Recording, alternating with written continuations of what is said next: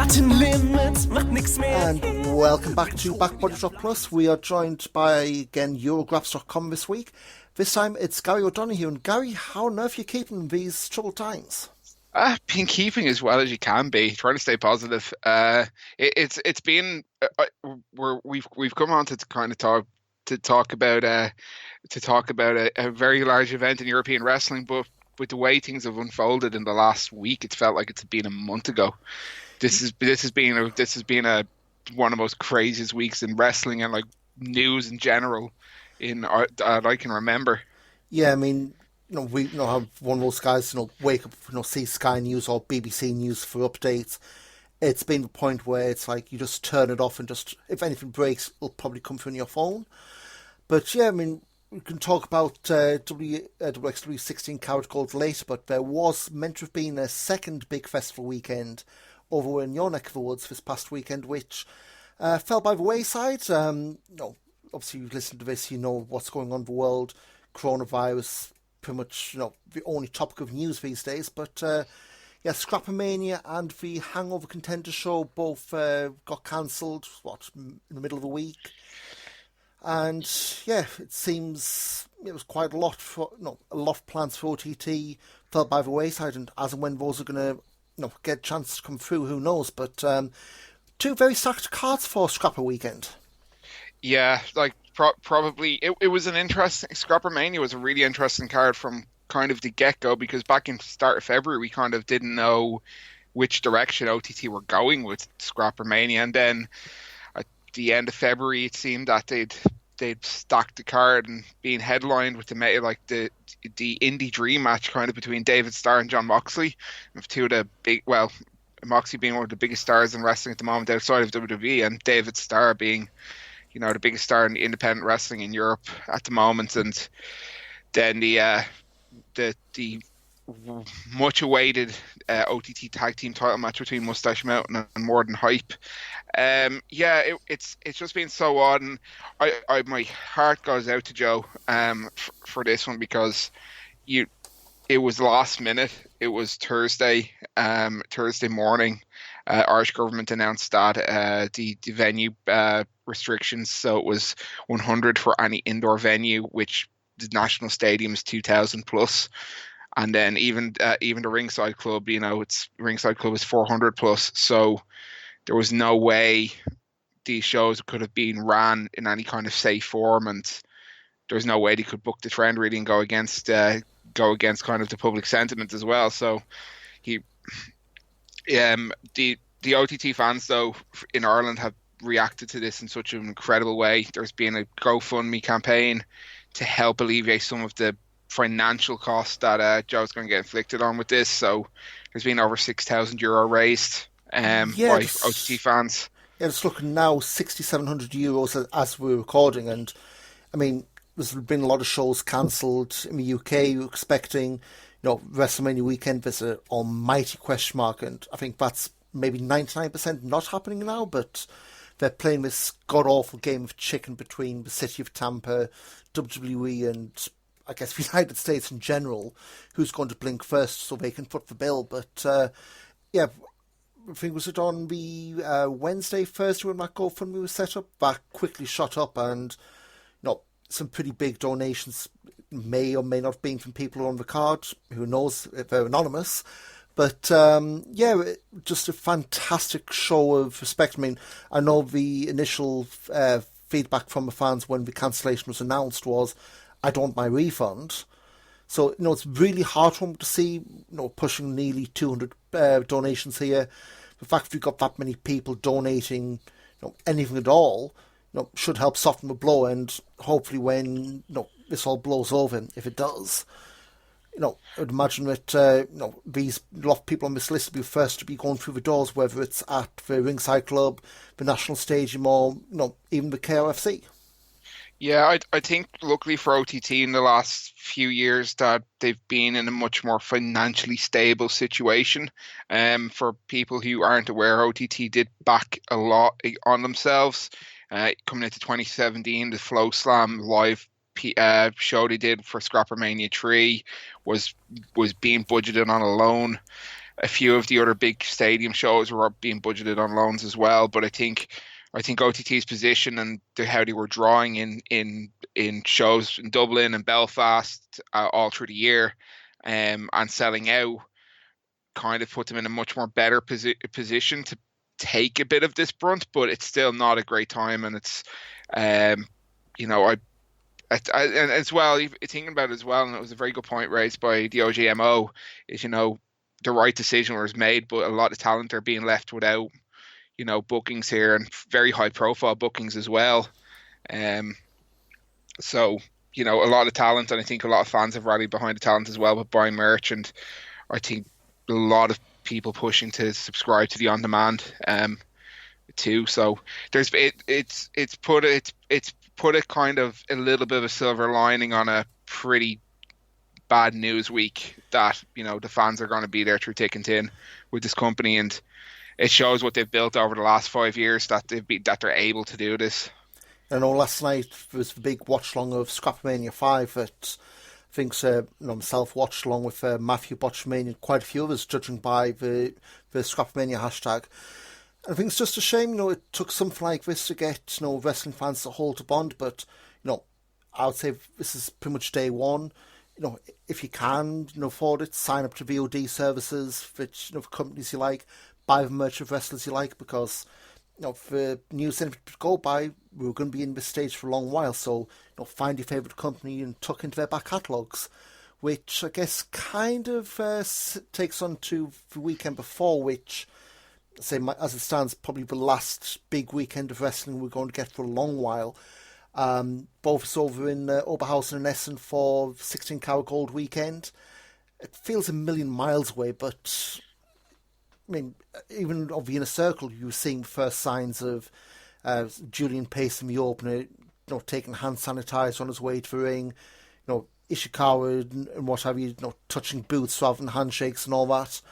I mean, Christ, if we knew then what was going to come, I think a lot of people may have been maybe not quite as carefree, but people have been a lot more outgoing, I guess. Not to say it was not quite like a library or anything like that. No, I'm just thinking as well to like that the weekend on that first show of Inner Circle, the innocence of it all. No one expected how this was going to play out in a week later, and also how much WXW got out of. They finally got a rub of the green in terms of their look, because the local government for the rural area of Germany announced that they were putting venue restrictions out of only 100 people indoors when Carat was doing 1,000 plus on that Sunday. So it's just crazy to think. And yeah, there was a few little indications of kind of referencing the ongoing global pandemic, but for the most part, I think everyone managed to put to the back of their mind and got treated to a really, really good Inner Circle card. And guess, just quick run through.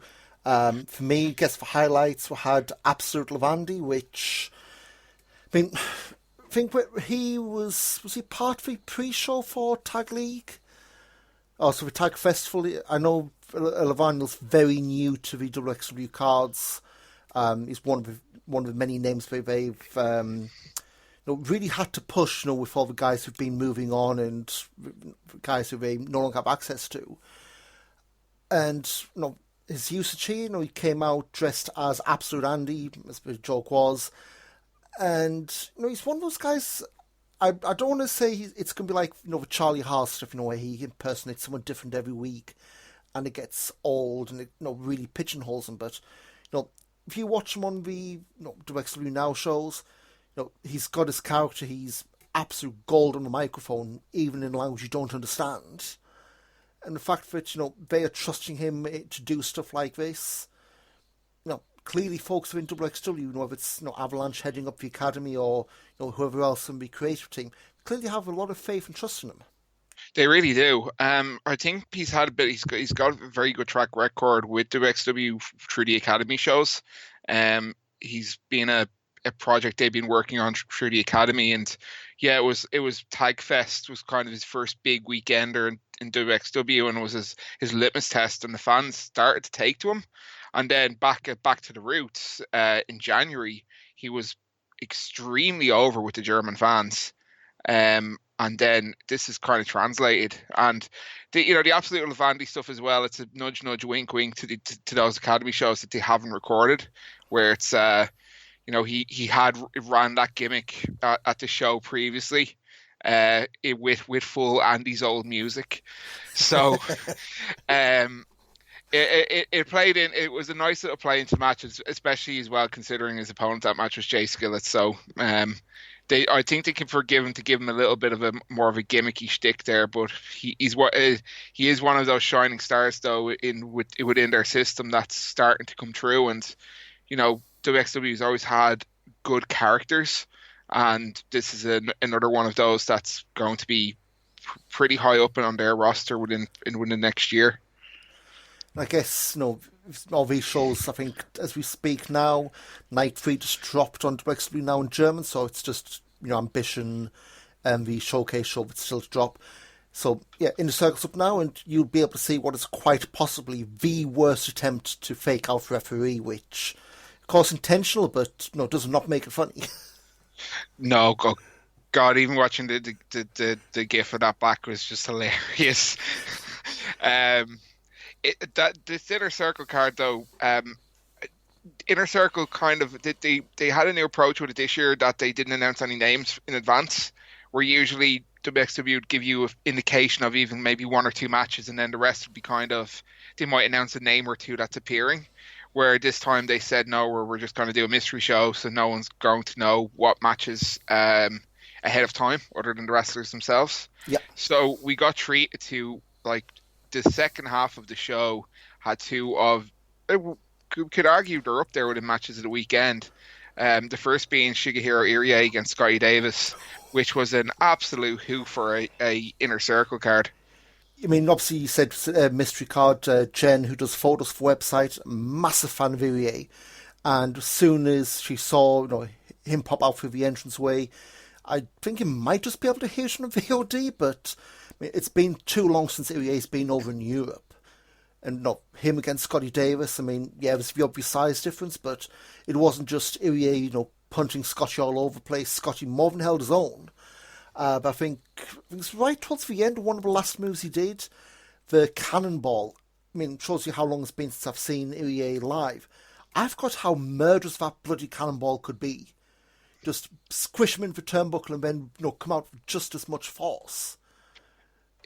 It was brutal. I had Andre Cartier in my ear just before as soon as this match got announced. He says Irie's going to turn him into Scotty Pancake, and then as soon as he hit that spot, he just screamed at me, "Scotty Pancake, Scotty Pancake."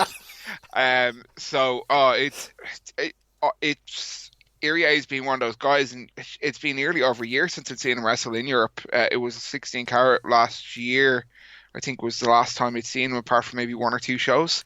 And I forgot how goddamn good he is. He's someone who really upped his game when he came over here, and he had another very, very good match we'll touch on later. Yeah. So again, finish off in a circle of the main event. Chris Ridgway, Daniel Makabe against Daisuke Ikeda, Yuki Ishikawa.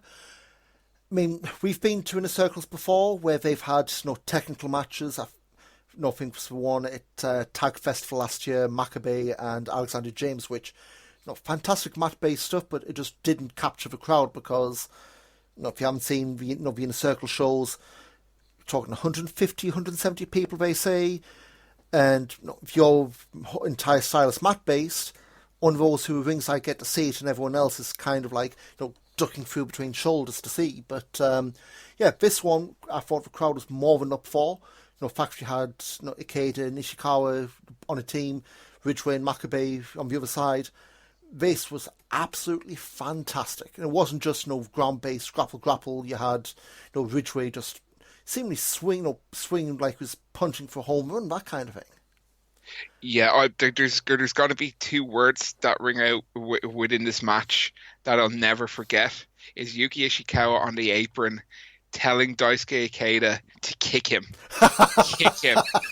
With an absolute look of glee on his face. Yuki Ishikawa, this is his second WXW weekender, and it's Daisuke Ikeda's first as well. And they were more than up for it this weekend. Guys at their age could just absolutely coast it in on their past successes, but they decided that they were going to have fun this weekend, and this match just delivered. I know I was talking to Alan Cheapshot about this, and he felt this was it was a lesson in wrestling watching this up close at ringside. It's definitely a match that you couldn't put on a big show.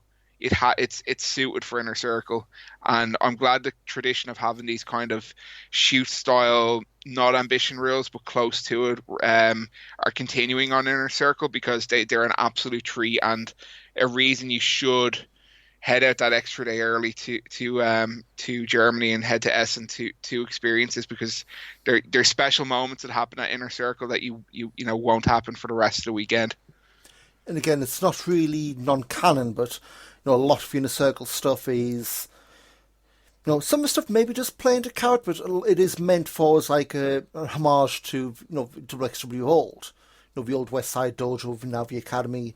You've got that intimate feel that you used to have with Carats of years gone by. It obviously now you absolutely can't get, especially not when you're in 1,600 fans of a Turbine Hall, and that's where we were the next day. Guess we'll start night one, again, not going match by match. So sorry Matthew, sorry Strigger, your brief little squash we're not going to be talking that much about, but yeah, 3 years in a row. I mean, are they going to be going? Will there be wrestling around in a year's time? I hope so. As far as I'm aware, WXW are going for their third year in Turbine Hall 1 after this weekend. Just something to mention, and I'm going to mention it now. The job Dennis and the team did in the setup for 16 Carat this year was incredible. There's very few promotions in the world that match WXW under production. And it was just phenomenal. And it's one of those moments I look forward to every single WXW weekender, is walking into that venue and seeing what they've done with the place. And they listened to the fans this year. They had more tiered standing areas, and for the first time ever with their brand new camera equipment, they had a live feed. So in the arena, in the top right hand corner of the arena, they had a massive screen, so fans who were on the pit areas of either side of the ramp usually are the ones who can't see onto the ring. Great. It was a problem we had last year, but they'd managed to rectify it by having the screen up, so you have live footage of the guys guys with cameras at ringside shooting the match, so you can see what's going on. And yeah, just the whole place, it looked so professional as usual, and that's Carat feeling. They always they manage to outdo themselves every year. I don't think I've ever been disappointed with walking into a WXW weekender and thinking, oh, this is all right. It's like usually, oh wow. Yeah. I know I managed to catch Dennis, I think was before the final night. So obviously, for press stuff, in Turbine Hall 1, we get one small little balcony, which, it's different to Turbine Hall 2, but, it gives a balcony, and if you've got a pass, you can go wherever on the floor in the press area. But, yeah, Dennis came over, had a quick chat from on the Sunday before the show. I think what said to him, I'm not lying when I say this, the production values of Carat beats pretty much any other independent show I've seen. I know Progress have a video screen. I think it took them 3 or 4 Super Strong Styles at Alexander Palace to do, even just for hard cam on a video screen. This was the live edit on the video screen. The fact that, from where we were sitting, there's some stuff where, lots of brawling in the crowd, dives, etc., were maybe out of our line of sight. Video screen, very clear as day, you weren't having the risk of, the old head shrinker stuff, and Superstars back in the day, the camera on the screen kind of thing. In that, yeah, you had more standing areas, more raised standing areas. I think the only downside, I think this was again on the final night, or maybe the Saturday, I saw a few complaints on the stage lights. Could have been toned down a bit, but I don't know if they did do that, but I definitely saw 1 or 2 tweets of people complaining, the stage lights were really shining towards the back of the room, which unfortunately since that's where I think a lot of the Irish was standing over the weekend. Yeah, there was a little corner that a good proportion of the Irish congregated in, along with Daniel McCabe, that congregated by the entrance to the toilets, but the lights from the stage were directly beamed onto them, so the red and yellow washes from those weren't very well received. But I think for night three, they toned them down or angled them a little bit different, so they weren't. You could at least see the ring and see what was going on, as opposed to trying to squint through bright LED lights. Yeah. So again, just a quick look through the Sunday show, the Friday show. Even getting ahead of myself. Guess just pick off some of the main matches. Opening Mike Bailey and Chris Ridgway. For Christ, what a way to start the weekend off. I think this was probably the best opener to 16 Carat for Carat to being at live, of setting a tone for the weekend, and just the guys kicked the shit out of each other. It was great. I like, in terms of notes for this match, is they both beat the crap out of each other. Speedball's been an MVP in Europe and European promotions for years now, and he can go with anyone. And Chris Ridgway, since his run in Noah, he's been in phenomenal shape and form. That time in Japan has done him the world of good. Yeah, this is kind of his first. This is a little bit kind of his coming out party in Germany, at least, and showing that the difference from him in a few months since the Ambition Wildcard tournament. So yeah, Ridgway's phenomenal here, and so Speedball. It was just a great match, and such a fast, great opener to 16 Carat instead of what could be usually a little bit of a slow, plodding big man match. They decided to go, no, we're just going to go fast and hard with kicks. Yeah, we're going back to big man match, a bit later in the night. Black Taurus, Shikahiro Irie. I think my review just started. This is very much my graps. Two big lads. You're not doing the plodding 80s style. They went hell for leather. And yeah, when this one came out, I was kind of sad that they paired him up so early. But in hindsight, I'm glad we got this on night one. Irie going through. But yeah, Bug Me was just one of those matches where I think it was the chant during the match. If you all love beef, clap your hands. I think even the vegans were cheering for that. Yeah, this is big beefy guys going at it, and it was a perfect big man's match. Like, just what you'd if you think of having two guys who are 200-pound plus, absolute units, facing off with each other, immediately starting a match with shoulder blocks. It's just like, okay, this is the direction they're going. These guys are just going to absolutely beat the crap out of each other, and it's going to be amazing entertainment. I think Irie's chant of usually beast mode became beef mode for this match amongst the section I was in with the two Ogden boys. So yeah, phenomenal match, and I think one of the standout matches of night one. I guess I think just before that we had Julian Pace and Bandido. Pace had a few, I don't want to say a few missteps, but there's definitely a section of the crowd that weren't on his side this weekend. I think it was more than a smashing of boos across the whole show for him. But I think Julian Pace, if there were any question marks around him going into the tournament, all gone here. Okay, he went out in the first round, but I think he more than raised this game against Bandido. And Bandido, I say, one of the MVPs for the weekend. But yeah, Julian Pace, can't go unsaid just how rock solid he was this weekend. There was a genuine fear with someone like Julian Pace going against Bandido. You're like, okay, Pace is going to get lost here, and he's going to be carried by Bandido to a good match. And Pace, we've known Pace has been a prospect in WXW for 2-3 years now. He's had flashes of what he can do, but he hasn't had these moments or match that you're like, okay, that's why he's here. That's why he's being, put at this level. And Pace had that match against Bandito. And it wasn't that just, Bandito brought him to that level. Pace decided to match him. And it was the best Julian Pace match I've ever seen. He delivered in spades here. And as you said, Bandito was an MVP of the weekend. But they took absolutely nothing away from Pace's performance this weekend. And he had a few other flashes of greatness as well on the third night as well. So I guess elsewhere, just skip through results first night. Lucky Kid lost in first round to Jørn Simmons. We'll touch upon him a lot later in the weekend. Rotation against Puma King.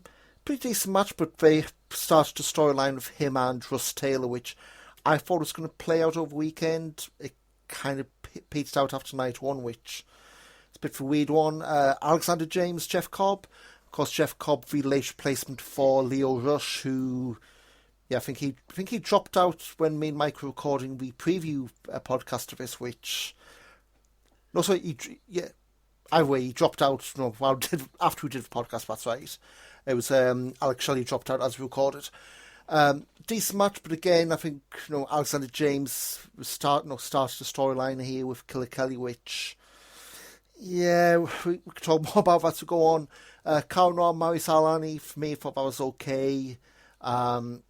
Again, we'll see a lot more of Karen over the weekend, but the night one main event, JAA winning the tag titles from the Pretty Bastards, and I think there's a few people kind of take it as the Pretty Bastards being almost like an experiment that didn't quite work, but I think what you got to remember is these guys, both Ahura and Maggot, very raw, very inexperienced, so I don't know if the storyline plans were before the Cursed Tag Team Festival weekend, but they won the tag titles then. Now, I dare say that this was maybe that first title run, which, maybe give them a taste for what's to come in the future. Yeah, I think to say, the Pretty Bastards' first title run is like a bit of a failure or anything like that's a bit unfair on them, considering, their story in WXW was not being booked on shows for about a year. And then finally, down at Tag Fest, due to the circumstance of that cursed weekend, they won the tournament and they set up an angle with their stable of with Ollie Carter, Norman Harris, and Bobby Guns. And I think the great thing about this match as well is they kept it clean from interference with those guys. That they said, anyone who interferes will be, suspended from promotion for 6 months, and making it feel like it's going to be a straight wrestling match. And Pretty Bastards have impressed me. They've had some pretty decent matches in WXW. Again, as you said, they're still very raw. The parts are there and they're still being put together, but I feel they're getting to a point now where they're starting to get comfortable with their characters, and they're being given stuff to sink their teeth into. But I think the tag title run might have been just too early. If it was maybe a year later, I think it probably would have been a bit more better timing. But a good match. Absolute Andy in this run. After his title run in 2018, I thought Andy was just going to start, phasing out his stuff in wrestling. I thought that was going to be his last hurrah. But this run he's had is, this being the absolute dad, has been incredible. And considering the JA team is makeshift because of Francis Caspin's injury, him and Jay Skilla have turned, chicken shit into chicken salad. It's been incredible how much they're loved by the fans, and they're just delivering so much, and they're adding so much to the product at this point. And we'll talk about it for night two, but Andy and Jay have been just so good, and it was delighted to see the titles actually being put back onto them. And again, we'll see night two, they did quite a bit, but just blow through Ambition, the Shield style tournament. I think for me, two matches really leapt off the page here. Both the super fights. Started Ethan Allen and Luke Jacobs. I think the story of those two, they were booked on Tetsujin last year over in Liverpool. Tassel Young was refereeing that match, and I think he said within seconds of the main event of the match finishing, he he was on the phone to Felix Kohlenberg, said, we need these guys. So the match got booked. He refereed again, and for those who don't know, Ethan Allen and Luke Jacobs, teams of young guns in England. They are 18, 19-year-old each, I'd say. And they, pretty much brothers to each other. And my God, you've got the adage of, family members or brothers when they wrestle each other hit a little bit harder. Fucking hell, they hit hard. I mean, throughout they were knocking lumps out of each other. Ethan Allen dominated from the start, but both these guys, they left everything out there. And you think you went from only the Brits, the Irish, and the Ogdens, knowing who they were, to getting a really good ovation from the 500 plus who were there for ambition. That's going to be a big win for both those lads.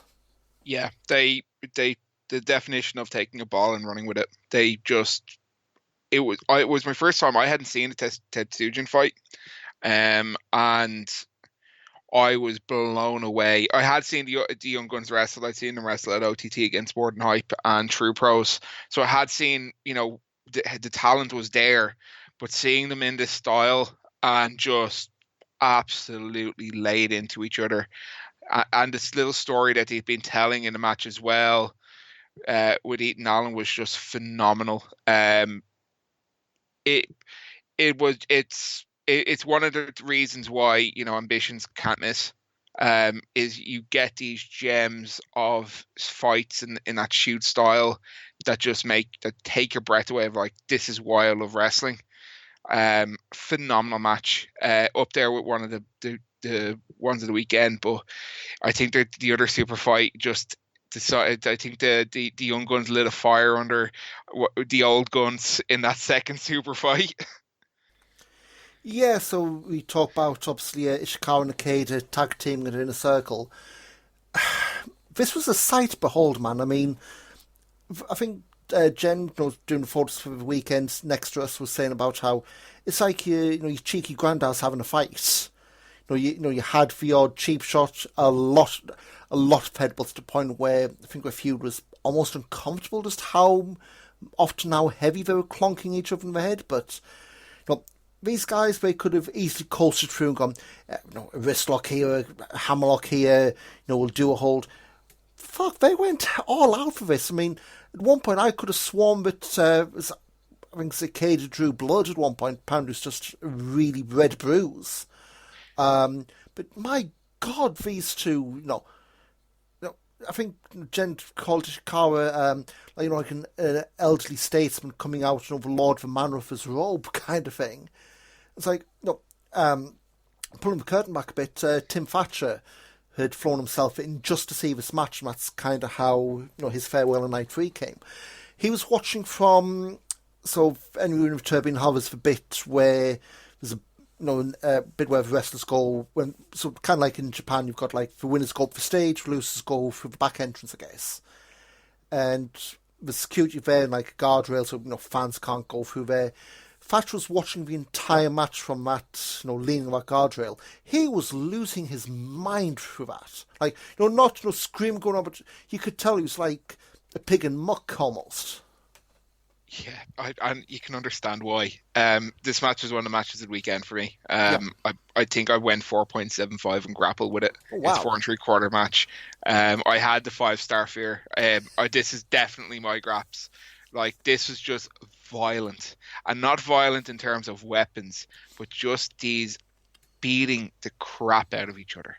There was points I gasped at the running headbutt that Daisuke Keita hit Yuki Ishikawa with.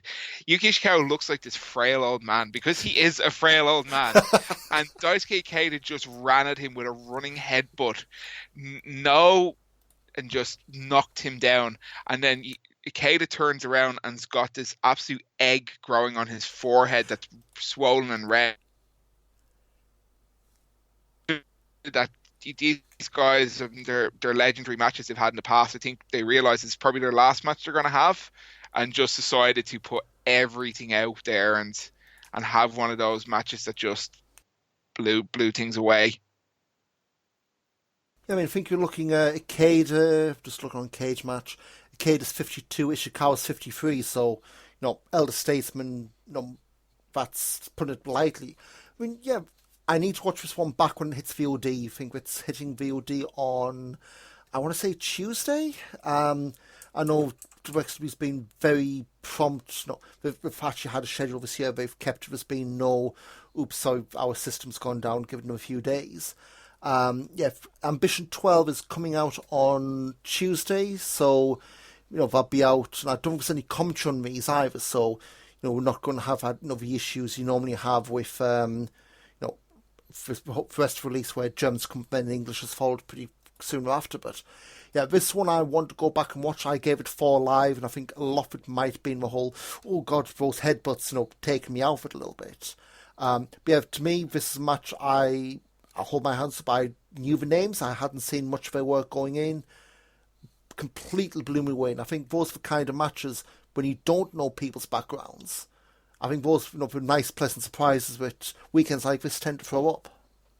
Yeah, it's and that's I think the beauty of Ambition as well, is that you do get the XW taking chances on guys for Ambition that you wouldn't see otherwise. Guys like Daniel McCabe was originally brought in for Ambition and then the wild card last year and got knocked out in the final, or sorry, semi-final. No, it was final. Was it the final? Yeah, he was final against the Spanish Fly final. Yeah, I'm getting confused between the semi-final that he had for this year's Ambition, and you get to see guys do what they do best in that shoot style, and it's been such a unique selling point of WXW, but they realize that it's a niche of a niche. It's not everyone's cup of tea, but anyone who does go to Ambition, it's worth experiencing once and experiencing live if you ever go to these festival weekends, just to experience what it's like and to feel and hear those chops, those punches, to hear the grunts from the grappling is just incredible to watch, and it's something you want to be close up to and watching. You want to be standing next to the ring for to watch. I think it's easily one of the best Ambitions of the recent festival weekends, because even the actual Ambition tournament itself delivered some excellent matches. McCabe had a stormer, and got his proverbial nod from WXW with winning Ambition 12. Really milked the Irish support in the. I was going to say the cheap pop in the final. Yeah, well, shout out to Daniel McCabe, superfan Jamesy, who really turned most of the Irish onto Daniel McCabe years ago when he was the only one singing his praises about this guy from Canada who's wrestling these incredible matches in 3-1 battles. So, McCabe with that little something odd, and sadly didn't get to see him this weekend, but. Yeah, he had this a great little moment with winning Ambition 12. And it was nice that the final was between him and Ridgeway, considering they had the teaming at Inner Circle with each other against Ikeda and Ishikawa. And again, like that Inner Circle match, completely hard-hitting, they swung for proverbial fences. And it's nice to see McCabe getting a pop for a football shirt for a change. I know Ambition last year, my bad. Obviously, the Chelsea shirt on night one, he got booked out for building for. So, yeah, stick to the national shirts, a nice, safe, neutralish ground anyway. But move on. Next show, again, just quickly touch on this, the WXW Now Showcase, replacing the ill-fated Wrestling Deutschland. They had feature matches from, I think, 7 promotions. This one, I'll admit I need to watch back because I think it's the second of 3 shows, and at this point I was kind of out my feet already. But one match that really jumped off the page, Joe Gacy, Anthony Green, I went 3.5 live. It's the one I want to rewatch because I think Arn Fuse went nearly 4 and a bit on. I think this, I said it wasn't as bad as Wrestling Deutschland. You had a very cold crowd because a lot of the names on here were fairly new outside of CZW, and I should mention it now. DJ Hyde was there mentioning their show in Germany later in November. You got the date and the town wrong, but they're running somewhere in Germany, hopefully later this year. But it's it's a nice palate cleanser, I guess you'd call it. Had Rising Sun out of Italy, Smash out of Canada, Body Slam out of Denmark, CZW obviously, British Empire Wrestling out of England, White Wolf of Spain, and Wrestling Kult. So anyone who did Mike Kilby's Wild Ride, you had 2 matches for Carnage within hours of each other, which I don't know what is in your, against the RDA, but I think a lot more Carnage than most people need. Yeah, I'm not going to talk about the Carnage Rico Machida match from Wrestling Cult. It doesn't deserve the time of day. I will say though, and for as much as I will say one thing, just touch on Cult really briefly, that the stand-up match of that there's 2 stand-up matches from Cult that would I'd say consider good. Was Mexberg against Mike D and Tristan Archer in a 3-way, a big man 3-way. And Mexberg was actually quite impressive in it. Bit of a weird gimmick in terms of coming out with the really cheap looking pound shop mask, but he's able to move for a big guy, and Mike D from Belgium was a revelation of how good he is for someone who's complete unknown. But yeah, too much carnage in one weekend. The German fans love him. Whatever it is, he's over with the Oberhausen crowd. But that CZW match, if someone said that people be actively chanting for CZW and not in an ironic way, at 16 Carat, they probably says, you're pulling our leg. But yeah, Joe Gacy and Andy Green went out there, and this is the style of match that should be on Showcase. You bring 2 established guys over and you put on, this is why you should watch CZW. And I think they were the only ones that really got the MO. I think them and Rising Sun were the 2 promotions that got the MO of why you should watch their promotion. And Smash as well, considering Smash sent their pillars, top units, their top unit over. So 3 promotions really got the message of you need to impress. And in those 3 matches they impressed, and Joe Gacy and Andy Green was phenomenal for a mid-afternoon Saturday show that had a crowd really sitting on their hands after a woeful match beforehand.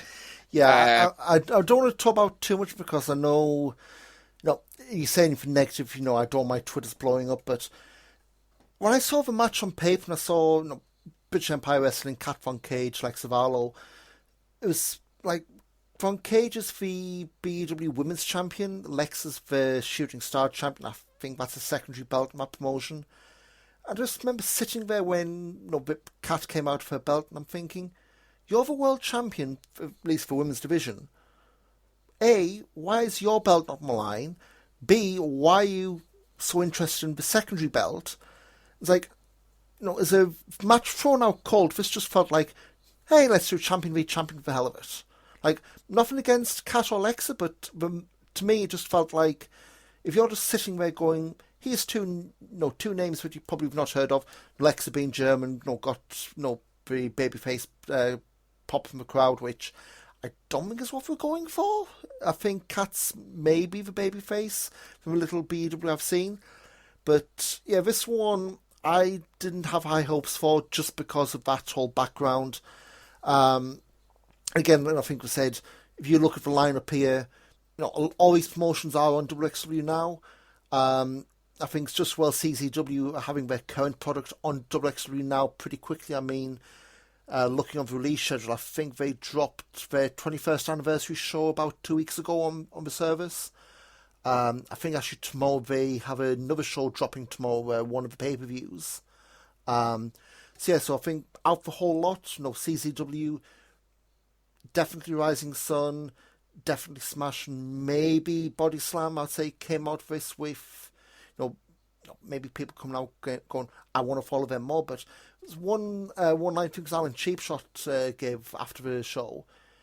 Everyone has the same styles. Like, this is meant to be a showcase of your promotion, and very few people came out with anything that stood out.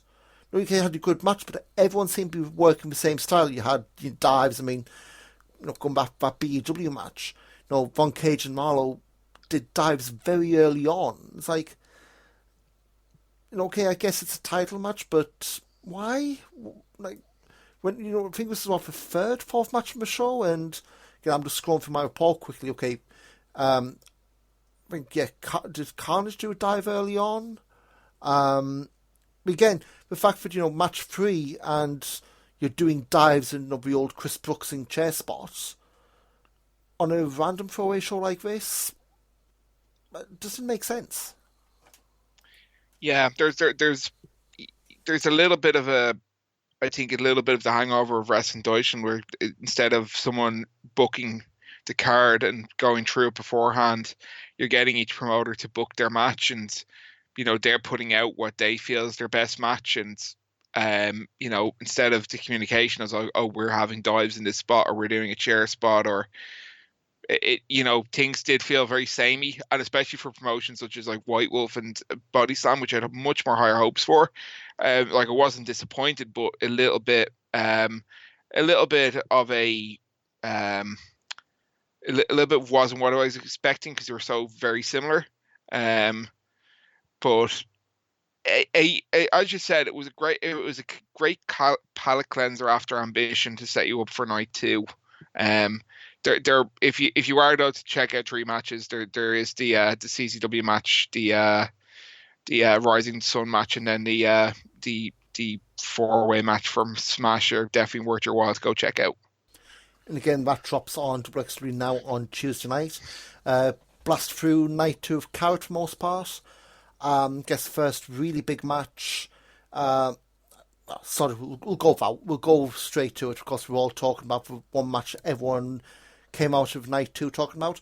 The JAA Wildcard Tag Team Expert and Gauntlet. If you had told me I would be watching DJ Hyde wrestle in 2020, and not only wrestle, but be pretty much jobbed out to put over Lavanuel, I would have thought that you were booking something on TEW. It's just such a pretty much a TEW match. This wildcard gauntlet. It was such a break of pace for the show, and just worked so well. I do want to watch this back, because I do want to hear Absolute Andy on English commentary for this. I haven't heard the commentary, but I have seen the promo subtitled.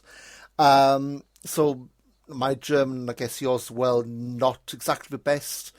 GCSE / A-level German, conversational at best, when you're talking 16 years later. But so bulk of it was, basically, we need to make the show, the division fresh again. Andy's created an app, and he's going to shuffle the WXW roster, and it's creating only tag teams that have never paired in WXW together. They've gone, he's bought a paint program back up, the biggest cheer of the night. Seriously, there were a holy shit chance for Absolute Andy saying he bought a paint program. That tells you how easy this crowd was at this point in the show. And they'd done the Birkendal, which overnight they designed this, this logo and the graphics for the screen. And I'm not joking. I want this to be an annual thing. At the very least, put it on a goddamn t-shirt. But yeah, this was, like, I guess, what's the term in Chikawa? Parejas Incredibles. I'm doing a Will Cooling for pronunciation butchering here, but Parejas Incredible, that's it. Can just go through the different teams. Julian Pace and Puma King against Lucky Kid and Leon Van Gasteren. Well, there's the Vol Gasteren split that I guess we were getting. Not a blow-off, but just on opposite sides of the fence. King and Pace won, so they took on Avalanche and Black Taurus. Didn't last long. So then Avalanche, Black Taurus live against Tariq and Norman Harris, which, one of the Smash guys stayed on, and that led to a match on the feature event for next night. And the only thing I've got here is, this may not go well for Norbert, and I guess Oberhausen, not big fans for Norman Harris. No, he's someone who he's been bubbling under. He's in very much his Julian Pace role that Julian Pace was in 2018. He's being blooded in, and he is a prospect for them, and he's got a great look. But just this that you mentioned, that team there of Avalanche and Black Taurus, I never knew I wanted that as a tag team. I want that to be continued as a tag team around the world, of these two big guys just absolutely bullying people, including DJ Hyde. Rue's the next one. Random teams had DJ Hideout first, and then Lavaniel following up behind him. And the look on DJ's face when Lavaniel came out, I mean, the promo was all in German, so I'm guessing he'd been told, just react like this, it'll play well. And, Deej went in the ring, Lavaniel's just walking around, doing his, I'm guessing a promo about, Liebe and all this. I think it's about having, his granddad was a deathmatch wrestler or something like that. Yeah, his granddad was a deathmatch wrestler. He eats bowls of nails in the morning without milk. So he pretty much went in that he was the most extreme wrestler ever. To impress DJ Hyde, and then it's Delvine was just about to get into the ring. DJ Hyde's pinned for the 3 count, with Tommy Geeson having to tell Levaniel that no, you actually missed your match, you're out. An easy night's work. Walk down the ring, do a lap, and walk to the back. And then the final thing after that, and also his theme after that, Chris Ridgway, Scotty Davis. I think this one was kept a bit short. It was just a lot of kicks. And then the final was Chris Ridgway and Scotty Davis against, I think a lot of people saw this coming when they had the qualifier of never tagged before in WXW. The Young Guns were final boss, and they won the gauntlet, and then a tag title shot for next afternoon on the Wheel of Wrestling. But like I said, a fantastic change of pace, and I want them to keep doing this every year. Maybe not with Andy and Jay Skillett, but something like this just to get some kind of interest. And use all the guys who've been knocked out night one, and some of the Ambition guys who stick around. Yeah, it's like in Carat's past, you had your multi-mans, your 6-man tags, your just your elimination matches, your 4-ways. This was a much better use of the guys, and then something where it builds up anticipation. Like everyone's like, oh, who are they going to team up next? So it was great. It was a great match to really separate the two parts of this card. But there was another match, I think, on this night that was very, very, very good. And all due respect, I don't think it's Alexander James and Alpha Kevin. Of course, it's the quarterfinal. Speedball Mike Bailey and Bandido, the match that makes us redefine our rating scales by balls of coins. I mean, my God, and I went full 5 in this. Maybe the few doubts I had just completely overwhelmed by live bias and the finish, but I would have to say that was maybe one of, if not the best match I've seen live. Just a slow start, it bubbled up. I think the point where it really turned on for me, a handspring into a poison run. I mean, what the hell, Speedball? I was amazed. The finishing stretch of this match, I had my mouth wide open and was jumping around because it was just so good. And having wrestling match, I was a little bit feeling lethargic on this night, being at wrestling show since 10 a.m. that morning, and it started to hit me. This match just got me absolutely pumped again, and a phenomenal match. I wouldn't say it's one of the best matches I've seen live. I've been lucky to see some amazing matches live and in person, but it's up there.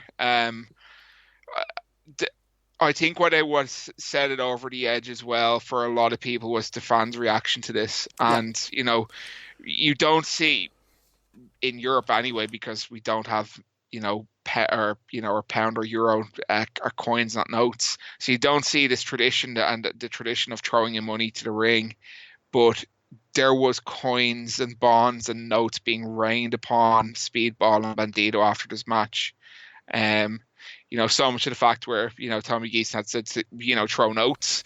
That was just for him, let's be honest. Yeah. Having 2 full bowls of money after this match. And as well, the touching moment as well of Bandido superfan Chris Lawson getting brought into the ring. He was ringside for this match, and Bandido being his favorite wrestler, getting brought into the ring and being carried on both guys' shoulders as well, and getting a massive pop from the traveling fans who knew him was such a great little touch. There was a lot of things in this match that, even if it was a standard match, would have pushed it up, but the match itself, if you don't have the XW now, this is the match you go subscribe for the Yeah. month, €9.99, and buy it for this match. It's worth that and more. Just don't throw coins to your monitor afterwards. We're not responsible for any damage caused. But yeah, that final bit with the Euro notes for coins pelting the ring, with Chris getting paraded around, that's the kind of stuff that makes me love wrestling. You can watch a match by yourself and go, yes, that was fantastic, that was great.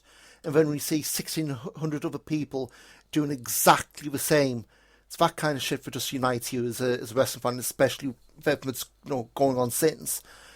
We needed that kind of almost catharsis before the storm. But yeah, I would say this one, if you only watch one match from the whole weekend, I think you'd be daft if you sign up for WXW now just for this, but if you're only going to do that, make it this match, because this one absolutely leaps off the page, and this is going to be pretty high up on those match of the year sheets, especially New Japan's had a month off, and how long everyone else is going to get, but this is going to be one of those that's going to be very high up on those sheets if it gets the eyeballs on it. Yeah, and I think it was that kind of feel-good moment that the show needed, considering the little bit of a deflated atmosphere that proceeded with the main event of night 2. And yeah, touching on that, title of Korea, David Starr, Bobby Guns, and I think it was Benno just before the main event came up to me and said, I think Starr's losing this. Well, why is that? He's not been, compared to his other big matches, hardly anything for this until like 2-3 days before. This one went, I think it was 41 minutes. It nearly went into that, I think it's Joe Lemon made the phrase, forced epic, nearly went into that kind of territory. But I thought this was a really good match. I haven't seen this again on VOD. I know James, he's been really positive about it in terms of the 40 minutes it flew by. I think it's a match that, in terms of the storyline build, maybe wasn't quite there. Star leaving during WrestleMania weekend last year and then coming back kind of muddied things up a bit. But it's a farewell match. Star certainly did not phone it in. He pretty much did. I think the first 5-10 minutes he did a tope into the front row, breaking a chair. Which, yeah, those kind of dives, if you're going to do them, have them leave a mark like that, I guess. I think this one where, for me, it could have been a little bit shorter. Not that the match was, went overly long. It didn't have the, Sonata Jay White stuff that, people are fearing, where it just went long and, lost the crowd. But, yeah, I don't know. I just think, the way the match had been built, the fact that, they had any run-ins from any of Bobby Guns' lot and they're banned for 6 months and, Star wins the belt automatically. I think in hindsight that, and of course James's interview with David in December about WXW don't care if I beat Walter here first, these were all red flags we kind of missed. But yeah, the one thing for me that's a takeaway, that 3 count after the Emerald Fusion at the end, just the sheer silence of that Turbine Hall. Never before have I heard that many fans so quiet. The only thing I can equate it to in terms of air leaving the room is when Walter beat Devlin at WrestleRama in 2018, of that stunned silence, of that kind of you're bracing yourself for it to happen, but then it actually happens. I was a little bit down on this match going in, knowing I'd convinced myself it was Starr's last match, considering he'd started to wrap things up with WWE heavy affiliate promotions, including Progress, where he kind of left on not so great terms in terms of how he was booked. But WXW has been his pretty much his home in Europe. It was the promotion that brought him in initially. He's been a stalwart of their roster for more than 3 years, and it did venture a little bit to that forced epic. I think it could have had 10 minutes easily shaved off it. The near falls did bring me back into it, but there's a little bit. I think Bobby was a little bit exposed here.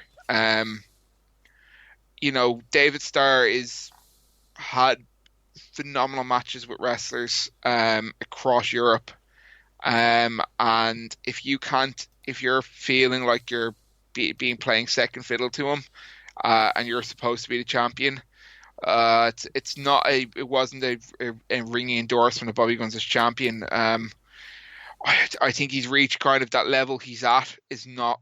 He needs someone like, think of Bobby's peak of his matches. He had that match with Ilya, he had the match with Speedball in 2018. But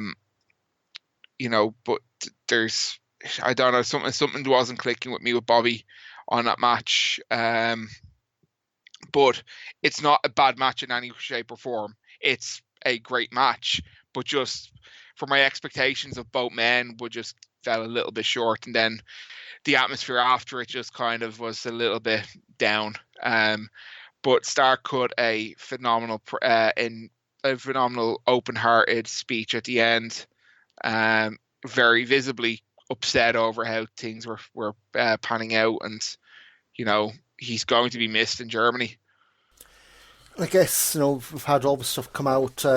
He did a post-match promo which didn't make the live VOD, whereas Chris Lawson did, so that's a bit of a balance for you. But I know we have released the promo separately on YouTube, but I know Taz from the press conference on the next day said that he was asked to, he'll have a mic, but it's up to him to do an in-character, within the realm of the WXW storylines promo, or what he ended up doing. And that's kind of why I got edged off of VOD, I guess. But the fact that Star done with Progress, done with WXW, I know there's I guess narratives and rumours going around as to why that is, whether it was WWE who made the call or not. The only people who know aren't going to say, WXW said they're not going to say out of respect for Star. Star's, saying that he's not going to go into full, the blood and guts because it's not his place to say.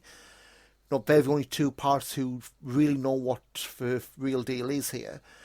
For me, David Starr going, it's another big name gone from the WXW roster, and I don't want to say they're going to suffer because, let's be realistic, they had a dry run of this a year ago when he quit after WrestleMania weekend. But it is a big name, a big piece of the puzzle they're not going to have to play with anymore. I think it is not going to be that gaping hole in the cards. I mean, with David Starr, I would say he's kind of the same thing with Timothy Thatcher. Short of giving the belt, what more can you do with him? Yeah, in terms of character, there was nothing David Starr could do other than the Walter match, and to be perfectly honest, I think OTT have done more to build that match up than WXW have in the last year or so. So, that match being also under exclusivity, with the WXW exclusivity on that match kind of being thrown out as well, was fairly obvious that there was a little bit of a tinge in a relationship between WXW and David Starr. But the ringing point is, and in his aftermatch promo, was this is a mutual decision that both parties didn't want to make. So whatever it was something that they both agreed had to happen. There's this talk of Starr doesn't want to be on promotions that are going to be on the WWE network for his own reasons. I don't think WWE strong-armed him in this sense. I think it was down to WXW. But it did kind of set the wheels in motion to certain things in Night 3 that started to really make things glaringly obvious with the direction WXW are going in for the remainder of 2020 and beyond. Yeah. I guess, touch on the Sunday afternoon show before we get there. Wheel of Wrestling, I think we're doing a few shows. Obviously, the cancellations and rescheduling we're having to do is putting paid a lot of that. But this one's dropping on the 19th, so that's next, as we drop this next Thursday. Open 4-way, pretty decent 4-way. Daniel McAbey, Russ Taylor, Anthony Green, Scotty Davis. Scotty's only win of the weekend, but very enjoyable 4-way. Norman Horace, Pretty Bastards, and Oliver Carter against the Smash Pillars. Just keep going. Marisol Arni, Chris Ridgway. It's actually a women's tag match, which I think's first real input we had of, quote, WWE talent. Obviously, Oliver Carter in the early match. Stephanie Mays, Killer Kelly against Baby Allison and Valkyrie. That was pretty decent, bearing in mind the experience levels we had there. A lot's been made of Killer Kelly. At this point, you have to say, done with WWE, regardless of what some people don't want you to say. The fact she's in Rev Pro, I think, is the biggest tell. And if you're thinking, Rev Pro's got to deal with WWE, maybe Johnny Dots, but no, that's not really that important in the big scheme of things. But that was a pretty decent little tag. Joe Gacy, Alexander James, again, decent match. Young Guns against JAA, I thought it was a really good tag match. My only problem with it, I guess you'd say, is I thought the Young Guns kind of got a bit overwhelmed by the JAA comedy. Don't know what you thought about that, Gary. Yeah, I think they suffered a little bit, but you have to take into consideration who they're in the ring with the veterans in Skillet and Andy, and in terms of how established their characters are. And the Young Guns are only 18 and 19. And they're not at that level yet. In ring, they're starting they could hang with them. But from a character point of view, they got easily lost. No sense of word, a bad match. It was a really good match and a really good showcase for the Young Guns. It was fairly obvious how this match was going to go. I don't think the WXW were going to hotshot the tag titles onto the Young Guns straight away. They've done enough though to earn repeat booking with WXW, and hopefully at some point towards the middle or end of the year that they earn a tour with them, because it'd be great development for them. But a fun match. Just touching on the women's tag team match, I think Valkyrie looked really, really good in that tag match. You get certain wrestlers who regress a little bit when they go into the NXT UK system, but Valkyrie's come on quite a considerable bit. She's starting to get very, very polished, and she's easily the best of the four women in the match. So surprised to see her, and really good to see that she is starting to perform at a really good level. But I think there's only one other standing match on this Wheel of Wrestling card that got everyone's attention when it got announced. Yeah, Walt and Shikahiro Irie. So last time we saw Irie this weekend, and I would say up front this might be a bit controversial. This was far too one-sided for me. I thought it was going to be. I know they had that match in progress. Was it last year? But it was pretty much balls to the wall. But for me, this felt a lot more like, I don't say glorified squash for Walter, but you look at, if you want the statistic nerds who look at, strikes thrown, takedown, submission attempts, blah, blah. This is very one-sided in Walter's direction. It was, but the thing that I took away from this match more than anything else was it was not a WWE Walter match. This was a WXW Walter match. This was Walter just wrestling his style that he always wrestled in this promotion, and it was refreshing to see. It wasn't as if Walter decided he was just going to work a TV style match on pretty much what is pretty much a taping show.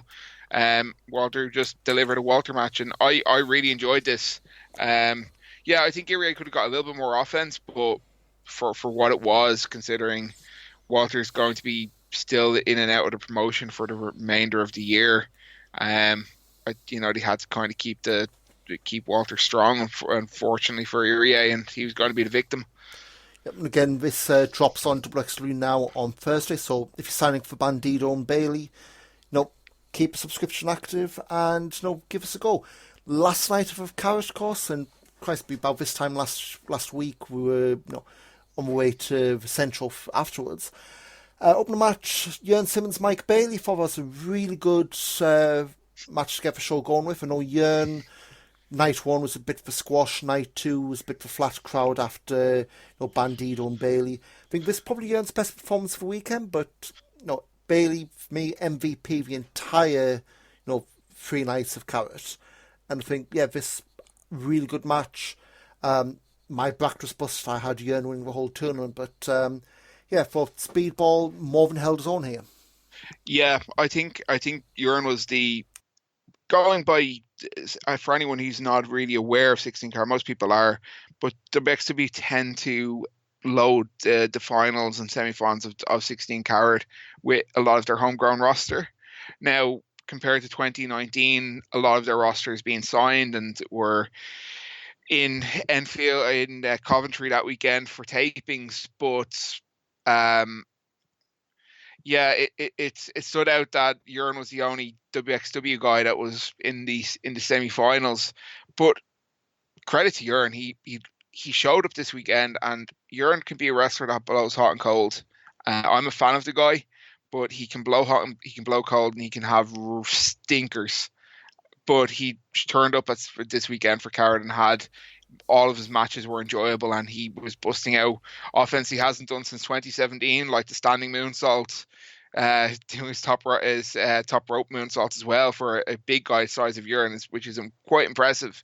He is still athletically gifted, and when he does want to turn it up, he can, and he did in the speedball match. I think it's probably one of Urine's best matches in his career. So good for Urine, but yeah, speedball. Anyone who speedballs with just elevates him to that next level, and uh, I kind of played into then the next semi-final match, which kind of made it obvious which direction they were going to go. Yep, Cowan Eddie Kingston. First story for the weekend was Kingston was fed up of making stars. He wanted to be a star himself, but in the end came a little bit short against Cowan Noir.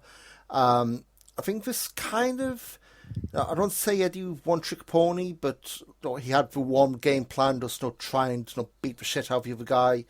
I think Cowan Noir step ahead, sleeper suplex and a blackout sleep for win. But yeah, Eddie Kingston, I think, was the one guy who was being booed the whole weekend by design. And I think it just worked a treat getting Cowan Noir over to the final in his debut weekend. Yeah, it did Cara Noir the world of good being put against Kingston in this match, because Cara was getting a mixed reaction night one. Then night two, the crowd started to really kind of accept him, and then by night three, by this match, the German homegrown fans had accepted Cara as one of their guys, and you had that real face heel dynamic in this match. You did have a certain proportion of the crowd that were cheering for Kingston, but majority was for Cara Noir, and a good match, and set up a very tasty final. Again, we'll touch that later. Women's title. So, of course, going in, the storyline WXW had been building to was not Killer Kelly, was Melanie Gray against Amal, but being built around Carson Beck, who was notably absent this weekend, at least on screen. Melanie Gray had to fight to get back to WXW, or at least in order to wrestle in Oberhausen. And then the week of the show, I think serious knee ligament injury, I think. Picked up, so she was dropped. They didn't announce replacement, and what ended up happening was apparently Killer Kelly was being given the replacement shot. She didn't want to just be handed the title shots, so she gave it to somebody else who was happy to take it. That being Stephanie Mays, and I will say the match, I think in terms of stars, I went 2.25, which on the surface doesn't look great, but a lot of the Turbine Hall crowd probably hadn't seen Stephanie before. I thought she more than held her own, but it was one of those matches where you had the background of the Killer Kelly storyline, which we can talk afterwards. It was leaving a bit of a sour taste in our mouth, but a more than passable match considering the relatively low experience on show here. There's a tinge with this match when Stephanie Mays was announced as replacing Killer Kelly of WXW, having their replacement for Killer Kelly ready when she's not going to be booked by them anymore. I feel like Stephanie Mays, very similar gimmick, very similar introduction to the company as well. Very new, very green. Kelly was very new and very green when she was brought in, and it's being pushed into the spot for it to be filled. WXW, we can give them credit where it's due, but the women's division is not where credit's due for them. It's being booked pretty badly, and it's a notable absence of any top names or any kind of homegrown talent apart from Stephanie. Amal, who was established kind of elsewhere first. Valkyrie established elsewhere. They have a lot of wrestlers there who are just need experience, and they're not able to carry, like they're not able to have anything at the level of other European promotions in their women's division. It got an okay match, but I just felt I think it was a little too early for Stephanie. I think, and especially with someone like Amal's still early on in her career as well. Like she's needs a bit more time. She's got a character over, but the character is not going to get you to carry a relatively rookie wrestler through a serviceable match. I kind of think had the background of Killer Kelly not wanting to wrestle and she earns it. And I think when you kind of tease the fans with that match and then give all due respect of relative rookie in Stephanie Mays. That one, I can understand the crowd being quiet. For me, the bit afterwards, had Stephanie Mays lost. Alexander James came in. He kicked out crutch from Melanie Gray's leg the other day. We did the same again here, and I guess what we're going for. I just think for a lot of people, it is very uncomfortable viewing. Especially, you had the French fans at ringside again, like they were at Tag Festival. They gave heart-shaped balloons for Samal popped, Alexander James popped as well. It's like, I get what they're going for. I mean, they did something very similar with Dirty Dragon, the mental health storyline a few years back before CMJ left. But to me, there's something different between an individual with mental health issues, which a lot of people can relate to, myself included, and then this, it's an even final line they need to walk. It felt very trashy. I felt WXW's booking of Alexander James this weekend was abhorrent. It was just terrible. I felt his matches were very average. And then this story as well. And I understand Alexander James is a great talker, but it shouldn't be for this purpose. And the storyline is uncomfortable, and it's not something you could say credit to WXW for trying something different, but it's not the right kind of different. They might need to nix this and reevaluate what they're trying to do. And whether this has a payoff long term, it's not what I don't think it's what fans want to see. And again, see if this enforced break they're getting is going to make them change directions. But I guess seg from a match that, or an angle that had a bit of consternation to one that was a bit more emotional. This being Timothy Thatcher's farewell to WXW, Thatcher and Ishikawa against Walter and Nakeda, and again, two guys signed at WWE and two guys who said earlier combined age of over 100. This could have been all four of these guys phoning it in. Thankfully they didn't. But yeah, this was one I think a lot of people were still processing, obviously losing David Starr the night before, and this on top. A very emotional weekend. There's more of a almost not like a ticker tape parade, but more of a everyone being grateful that they managed to see Timo one last time before he left. Even if he wasn't thankful that they tried to leave him the microphone to say a few words before he ran out. I can't remember much of this match because I was fighting back tears, because it dawned on me as soon as Thatcher was in the ring. It's the last time I'm probably going to see him in Europe in a independent capacity, and I'm not a avid watcher of the WWE product, so I won't be seeing him on a regular basis and whatever he's doing with them. But it just dawned on me in that match that a wrestler who was a big part of what I fell in love with WXW back in 2017 was leaving, and then the send off. But the send off was very much a proper send off for Tim Thatcher, and he did ask for the mic at one point, and then he realized that he was getting the locker room guard of honor walking out, and then he just decided no, he wasn't having any of this, because he was visibly upset as well. This promotion, again, similar to Star, WXW took a chance on Thatcher with ambition, and Thatcher became one of their guys. you can't really nail, like, you can nail Thatcher down to two promotions, Evolve and WXW. The WXW run rehabbed his Evolve run. There's a reason why a lot of Europeans will sing his praises, and a lot of Americans who aren't familiar with WXW still consider him with that horrendous run that Gabe had him have in the mid 2010s. But it was very emotional, and unfortunately, as much as WXW tried, just the remainder of the card didn't, apart from maybe one or two things, didn't really pick up after that.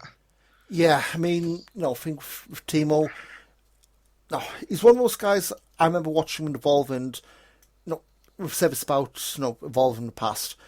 You have, it's not who you have, it's how you use them. And if you had someone like Timothy Thatcher and portray him to be purposely boring, what the hell are you doing as a booker? Like, wrestling, I don't want to say it's fake, but you can, promoters, writers, whatever you want to call them, control what happens in wrestling. And if your best idea is to portray someone as, willfully dull, willfully boring, you go back to the Lance Storm, the boring, storyline he had, which sure got him over. And I think Tim Thatcher, when he was booked into the ground as booked into the ground is a bit harsh, he had for a really long title run, but booked to be, willfully boring as well. I would dare say that turned a lot of people off Evolve, when really they should have been a lot higher peak than they were. But thankfully, WXW got him. They used him absolutely fantastically. I remember, obviously Tag Festival last year when he won the title, just the sheer joy and the sheer delight we had. We joked when it was announced for World Tim Thatcher Festival, and obviously, he lost the belt 2 months later, and now this. But as sad as it was, and I believe were tears in my eyes as I was, typing away during that match. At least he got to go out with a win, and at least he got to go out in front for 1,200, 1,300 fans in the audience. So if this was his farewell, cheers to him, and hopefully see you back around down the line. But yeah, we had about quarter now to turn around from that, and shotgun title match. And this is, I think, where he was saying maybe heading towards the direction some are not happy with. They advertised Ilya Dragunov against Avalanche. And then we got a third man announced, which brought back memories of Carat, 2 years ago. It's Alexander Wolf who joined the match, makes the freeway. I didn't know what made people, when we heard the ring camp music, thought, is Walt coming back out? No, Alexander Wolf, and he's done some home dates or Heimspieler stuff with WXW last year. And to me, I know there's going to be some people who think that Wolf coming back is, WWE's leaning a bit more. That may or may not be the case, but to me it's like, you have your big surprise pop, he's coming back again a bit too soon. Like, was it only in November when he did the big tour of Dresden? The match he meant to have had with Ilya Dragunov, but got cancelled because they did the same match on NXT TV, and then the injuries and what have you. I mean, all power from him, we've got a recognisable face back, but I guess for those of us who aren't front and centre in WXW, or at least on the ground for the matches, Alexander Wolf coming back in and obviously winning the title, it's very hard not to see this as them being thrown a bone. Yeah, there was two things that really bothered me about this match. The first part is Avalanche and Ilya was a match that was actually fairly well built in between the Dead End show, and the fact that Avalanche and Ilya have so much established history in WXW together with Cerberus and their matches they've had back and forth, battles they've had. The other thing as well was the way they had Ilya and Avalanche in the ring, and they had Tommy grab a piece of paper off one of the production guys saying the match is now a three-way dance. And then you're tainting one of WXW's most special moments, and then people having that shock reaction. Then it was Wolf. And now there's a disconnect between what I felt here and what the German fans had. The German fans loved this. This went down amazingly well with the live crowd for a majority of that crowd. But the traveling fans have seen this happen. They've seen these little kind of make goods from WWE with guys being brought in, and then having that guy win the title, which I could have probably taken Ilya winning the title, because Ilya's going to be in WXW a hell of a lot more than Wolf. Wolf is a US resident. He's pretty much, he's considered part of the main NXT roster. Ilya is still signed to that UK deal. It just left a very sour taste in my mouth, and then afterwards it just became a complete mess in terms of a story. Then trying to book around this. Yeah, so I guess when it had been the road to Carat shows, I think it was when they start. I think first one I remember was Hamburg, but I'm sure it was a few before, where they had the eyeball on the screens with distracted Lucky Kid. This came up night one. I think for the start of this match with Jörn, the eyeballs came up the screen, distracted him, and he lost in very quick time. So yeah, after the match, Alexander Wolf does this whole, I'm staying here, I'm going to defend as champion, blah blah. Then the eyes pop on the screen, and then we see those who watch more than just WXW in Germany, a tag team called Group Anarchy. Abdul Kane and Aitak Bahar ran into the ring to attack Wolf. Unfortunately, I guess not many people in Oberhausen watch GWF. I don't blame them. They got the who are you chance. Then Lucky Kid, and I'll say one spectacular thing about this, how he didn't go arse over tea kettle over this, I have no idea, just the way he sprinted down that ramp. And bear in mind, it's not like the usual level walkway or a straight angle, it's like angle, flat bit, angle, floor. Could easily have tripped over and, done a spectacular entry for Botchamania, but yeah, Lucky Kid joined in, hit the ring, then joined in, and long German promo time. From what I could make out, he was fed with being the other guy, whether it was Schadenfreude, whether it was Rise, and Lucky Kid is now no more. He's now rechristened himself as Metahan, and I guess the big takeaway is he distracted himself. Yeah, this is the part that gets me. It's I'd very easily copped on that this was where direction they were going, because Lucky Kid, in releasing his most recent merch for 16 Carat, had the eye on the merch, and with this phrase "expect the unexpected." So they were telegraphing this, that he was behind it. But then you think of, why was he distracting himself in these matches? This makes no sense at all. From a logic, why are you distracting yourself to lose matches? I'm all for putting Lucky Kid as part of a stable with having guys. I think it's that part and the group Easel that they formed. It's a good look for him, but the way it was executed was a fairly poor. And at the end of that match, it was just like, okay, I can see what they're doing, but just that execution was so poor. I'm glad they are rehabbing Lucky Kid. He needs it, considering he won Carat the year before. He needed serious rehab in terms of his character, so he's getting it, but sloppy execution, I think, from WXW on this part. But I'm willing to give them benefit of the doubt in how that plays out for the remainder of the year. Usually when they put steps in motion for these kind of turns, they usually have fairly decent payoffs. Yeah, I guess a few things with Azel, I think it's means eternity, I think it is. So we're not going for Rise, but for one thing I really hope they do, they need to change up music.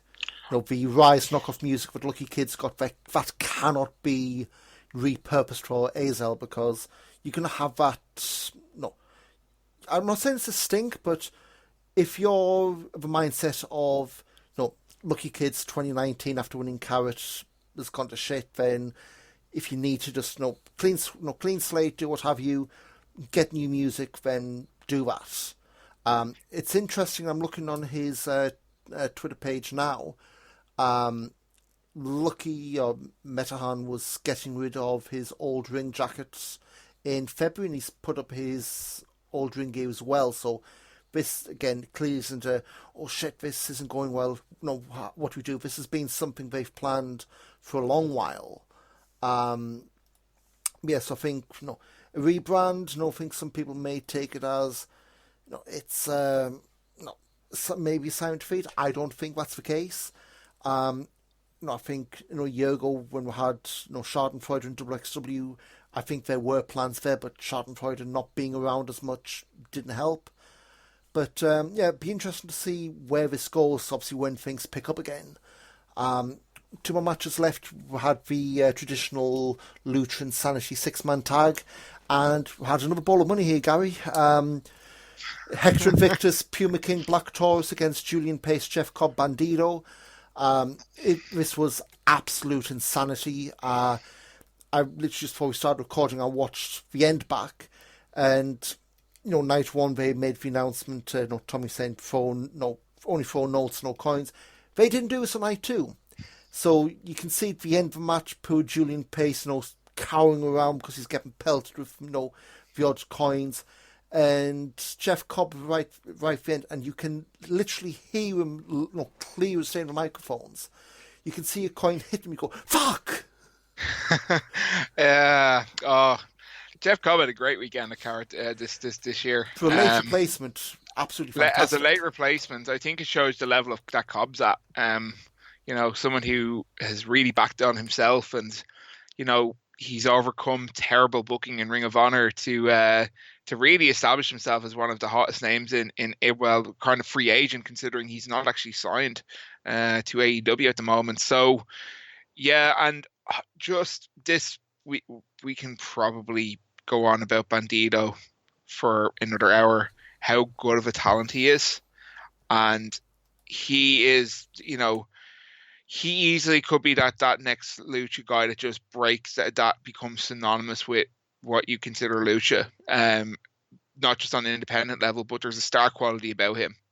I watch him, and I'm watching how when I first watched guys like Rey Mysterio, guys like Eddie and Chavo, and I'm thinking, wow, this guy just gets it. And again, as I said earlier, Pace stood out in this match as well. Pace went in with this match and, well and truly stood on his own. And even Hector Invictus, who TKO 2 years ago was being one of the job guys for WXW on shotgun tapings, and now he got a really good moment in a match with Cobb and Bandido and Pace. So very happy for him. I hope the Lucha style rules match becomes a tradition on Carat. I think it's that proper kind of palate cleanser before you go into your big final match. And it's always a great crowd pleaser. I love this. This brought me back into the show and brought me back into the mood for the main event. And again, I think we've had this last year or two. I think when I looked at the field of entrance, Puma King, Black Taurus, Bandido, they were pretty much nailed on for this match. So, hey, they delivered. Final match, of course, the final of 16 Carat Gold, Carat Noir, Mike Bailey, and I guess it'd be fair to say it's a very rare final between two outsiders. I mean, this was Carat Noir's debut weekend. But in the end, he followed in the footsteps of Shingo, winning 16 Carat Gold on his debut weekend, and this, I thought, was a fantastic match. Maybe starting to get a bit alongside. I went 4 3/4. And this comes from a guy who was really ambivalent on Carat Noir until about 6 months ago. But I think this one, Mike Bailey, I don't say carried the match, but I think Carat Noir, stepped up his game. Having to winning a tournament like this, you can't just be there. I think this one thing by the end, they both hit the big finishes, then they went a step up, then another step up. I think the big thing in this match, which you don't really see a lot out of them, Speedball playing the very subtle but very obvious heel throughout this, made this match a whole lot better than if it was just two good guys kicking each other to bits. We've seen flashes of heel Speedball Mike Bailey in some promotions, and it's something that it brings me unbridled excitement, because he can deliver in that role, and it's just been teases. but whoever actually books Speedball as this heel character is onto something with a lot of money. He's got it, and he can just. There's something about his style, the way he wrestles, that just like it becomes instantly more vicious, and his facial expressions become that so much more nastier. And to think of the guy, like how much of a sweetheart Mike Bailey actually is, it's such a great contrast. I was a little down on this match with how it finished. As a match, though, if it would take it out of the vacuum of 16 Carat Gold, was a phenomenal match and worthy of being the 16 Carat final. In terms of the in-ring quality, I think this is back to back, like two years in a row where the final is really delivered on an in-ring, on the in-ring side. But in terms of the booking, having the Progress World Champion come into the tournament for the very first time and win it, and you have Cara Noir now kind of the top guy in Progress, and now the guy bubbling under the top now for WXW. It's kind of leading to where Cara Noir is probably going to be ending up in a few months' time, which is no slight to Cara Noir if he does sign with WWE, but it just feels like this is being used as kind of a development step for him rather than Carat traditionally being given to a guy that's homegrown. And Speedball could have filled in that gap because Speedball's been in and out of this promotion for years. Speedball's first Carat was 2017. Yep. He's been in and out of the promotion consistently. And I think it would have been a nice kind of a nice moment for Speedball if he had won Carat, and I don't think most people would have been as negative on the overall weekend had Speedball won. I think so. I think with this final again, a few people like yourself said how Cara Noir, he's gone well from nowhere. He's involved in Super Strong Style, not Super Strong Style, the National Progression Series last year, and then he's won the Progress title, and I'll say dubious circumstance, but I would argue maybe not for planned circumstances back in January, then miss. I do wonder if this was for planned to be his big, arrival on the scene, and then what happened in Progress kind of skewed things up. But yeah, again, I think this is where we are now with the label and with WWE and the Indies. If this was a extended trial for Cara Noir, well, it's passed. But again, we've seen, if you watch NXT UK, a lot of the guys who are fairly big deals within your Progresses, your Earth Pros, your WXWs, it's not nailed on that you're going to be a big deal in NXT UK unless you're treated like that out the gate. And for one thing I've said for a while about Cara Noir is, if you put him in there against another guy who's got a strong character, absolutely great. Week to week on TV, that's where I wonder is, I'm not saying he's knock off the ability we've seen this weekend, he absolutely does. But in terms of WWE TV, I'm not that convinced he's that big a fit. Like, you'd get the entrance, sure, but then the bell goes and 5-minute match, where do you go, especially considering he doesn't promo because of his character? I have a feeling he's got the right allies in that system at the moment to make sure he's treated properly. There's definitely people who sign deals and they are fairly well protected. And I think he would be someone who'd be like that rather than exposed from the get-go to the harsh realities of WWE booking. But it just left a little bit of a sour taste in my mouth over at the end of the weekend. And it is doubting whether I'll do Carat next year because I've already committed to doing the Catch Grand Prix in September. But yeah, like Carat was probably my definite trip that I would go every year since I booked it back for my first trip in 2017. I buying tickets for 2018 on the advice of Sarah and Alan, and then now where I'm considering is it worth my time? Not because it's not a phenomenal weekend of wrestling, but whether do I want to be my investment in the promotion that's producing this event is is declining, and very similar position it was with Progress in 2018, where after that Super Strong Style weekend, the writing was on the wall in the direction that they were going, and whether it was going to give them the time and effort and travel to go to those shows it was quickly fading. I think, again, comparing WXW with Progress, I think WXW's got a lot more, how can I put it, we've got a lot more goodwill for fans in terms of, they were upfront, they've been upfront with the whole relationship from the start.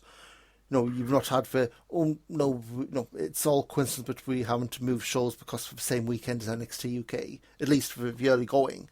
I do think with this, it's going to be a case of, pardon the phrase, sucked and see. I mean, especially, for pause that everyone's having to go through right now. We don't know, how it's going to come out through the other end. I think the big takeaway, obviously, Carat Clash of NXT UK tapings, Tag League Clash of NXT UK tapings, these are happening a lot more often. Now, I think the next big festival is the Catch Grand Prix scheduled for September. Whether that goes ahead or not, we'll see. But the fact that right now, I think NXT UK don't have that much in the way of tapings booked beyond beyond download, I think it is. Let me check. So we've got, obviously, Download Festival. Tapings start in May. These currently on the books, of course. Who knows what's going to happen. And tapings in July. So, actually go ahead and plan. They usually get 6 or 8 episodes out of TV there. So, you're talking last week, July. So, we're talking about 1, 2, 3, 4, 5, 6, 7. Depending on what they tape, they may well be running Catch Grand Prix head-to-head with another NXT UK taping, as funny as that lines up. I think the XW they've learned from their previous experiences with the WWE overlap, that they tend to book their weekends without strong WWE guys or guys that they know WWE aren't going to need that weekend, which is a shame, because there is guys I would love to see in one of those weekends. But I feel, in considering the two names that have been announced so far, Laredo Kid and JD Drake having connections with NXT already, but Laredo Kid being a independent name outside of the big companies is it probably gives an indication the direction that they're going. But then again, that's still very much up in the air. We haven't even got a definite amount of how many people are going to be in that and stuff. So that's one to keep an eye on then for September. Yeah, a lot of question marks. And again, I think we're pushing 2 hours. So I think, same with Carat, maybe a lot of question marks over booking the future. But as a weekender, I mean, I didn't do Cult, but again, take out the showcase. I don't see a single bad match across the WXW branded shows. No, which, there wasn't. Again, when you think you're talking, I think I counted my sheet, 60 matches. So if you've got 60 matches, which at worst are okay, plus the big show feeling, 1,600 fans on a Saturday, 1,300 on the Sunday. Carat, as much as people are saying, the spectre of WWE may be causing a change in how people look at the WXW and the whole European scene. These Carat weekends still feel special. Whether 2021, when we get there, if we're in the same position we are now, or whether the trigger's being pulled and WXW now is on the WWE network, and you end up with the stuff that people say the booking's not entirely in their control. Right now, from what I'm seeing this weekend, it's all incidental stuff, I guess you'd say. But for me, having sat through all the shows, absolutely fantastic weekend, loved every second of it. And if this is, as seems to be, the last big time live wrestling weekend we're going to have for a while, it's been a hell of a weekend to go out on. Yeah, I think part of me there was I would be kind of kicking myself that I didn't do 16 Carat, knowing how things kind of phased out. But in terms of enjoyable, that I do highly recommend anyone who hasn't ever done the trip to Oberhausen for 16 carat to do it. Even if it's a one-off bucket list thing, there's a special atmosphere around that weekend that it's not manufactured. It's there. It's very palpable, and Oberhausen on those weekends can be one of the best crowds in wrestling. So it's 100% worth your time if you haven't done it to do that weekend. Booking aside. And if you go on Mike Kilby's Wild Ride, you get the whole WrestleMania weekend vibe in one day. So, you could go to 4 shows on one day. I think as well with, the way they set up this year, Cult is in the Cult Temple, which is, I believe it's in the car park of the Turbine Hall, so you're not like you're having to go across town for these. Again, if you won't be the kind of person who just goes through all of the wrestling, well, here you go, and you only don't have to go too far away from the same building to do it. But we'll see where we are. But I want to thank you very much for joining us, Gary. I guess the obvious subject of news for the moment. What's your plans for what many think to be the impending lockdown? TNA? Well, I think I've got a backlog of stuff that I haven't watched from the start of the year already. So wrestling wise, I think I'll be fairly kept up to date. But I'll also be working on stuff for Eurograps.com, which I cover predominantly the Irish side of wrestling for that site, but it will be covering stuff for WXW as well, from 16 Carat, as well as a little bit of piece on Wrestling Kult, because that's probably not going to make tape for quite a few months, and people need to hear about Mott Van Kunder against Christianium. Before you're going to say Carnage and Rico Bushido there. No. If you want to hear an in-depth review there, if you want, hit me up and I'll give you I'll point you in direction if you want to hear an amazing review of that match. Will Cooling, PW Torch thinks had a lot of stuff covered, both in terms of WXW Carat and ongoing situation. But I guess everything's going on. Everyone stay safe. Pick your favourite VOD service. A huge amount of back catalogues to go through.